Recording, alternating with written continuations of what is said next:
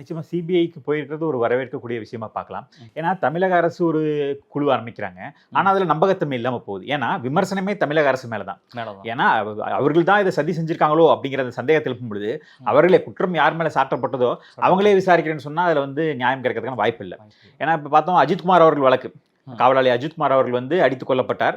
அந்த வழக்கு உடனே சிபிஐ கொடுத்தாங்க.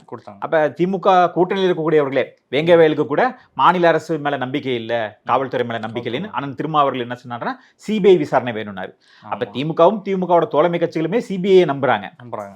சிபிஐ வந்து மத்திய அரசு கட்டுப்பாட்டுல பாஜக கட்டுப்பாட்டுல இருக்குன்னு சொன்னாலுமே கூட திமுகவும் அதை நம்புது, திமுகவோட கூட்டணி கட்சிகளும் நம்புறாங்க. அப்படிங்கிறப்ப அப்ப யதார்த்தமா பாமர மக்களுமே வந்து சிபிஐ உண்மையை கொண்டு வரும் அப்படிங்கிற நம்பிக்கையை வச்சிருக்கலாம். நம்மளும் அதே பார்வையில பார்க்கும் பொழுது சிபிஐ விசாரிக்கும் பொழுது எந்த ஒரு சார்பும் இல்லாம உண்மையை கொண்டு வருவாங்கன்னு நினைக்கலாம். ஆனா அதற்கு முட்டுக்கட்டையாக பல்வேறு விஷயங்கள் இருக்கு.